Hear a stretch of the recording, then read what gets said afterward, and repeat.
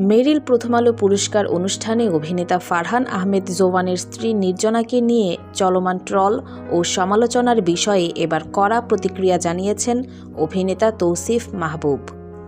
অনুষ্ঠানে নির্জনার পোশাক, বিশেষ করে তার ওড়না পরার ধরন নিয়ে সামাজিক মাধ্যমে যেভাবে কটূক্তি, ট্রল ও নেতিবাচক মন্তব্য করা হয়েছে সেটিকে তীব্রভাবে নিন্দা করেছেন তিনি।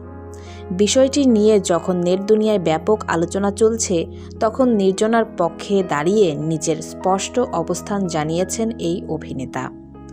তৌসিফ মাহবুব বলেন, এসব নোংরামি বন্ধ করতে হবে। তার মতে, একজন নারীর পোশাক, ব্যক্তিগত স্টাইল বা উপস্থিতি নিয়ে এভাবে বাজে মন্তব্য করা শুধু অনুচিতই নয়, বরং এটি সমাজের অসুস্থ ও সংকীর্ণ মানসিকতার পরিচয়।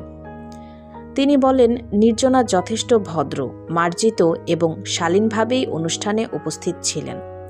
কিন্তু কিছু মানুষ অযথা বিষয়টিকে বিকৃতভাবে দেখছে এবং অপ্রয়োজনীয় সমালোচনা ছড়াচ্ছে।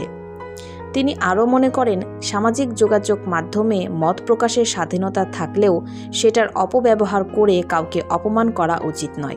একজন শিল্পীর পরিবারকে নিয়ে এভাবে ট্রোল করা কোনোভাবেই সভ্য আচরণ হতে পারে না বলেও মন্তব্য করেন তিনি। তো ভিউয়ার্স, এই বিষয়ে আপনার কি মতামত? তৌসিফ মাহবুবের কথার সঙ্গে আপনি কি একমত? কমেন্টে জানাতে ভুলবেন না। সবাই ভালো থাকবেন। ধন্যবাদ।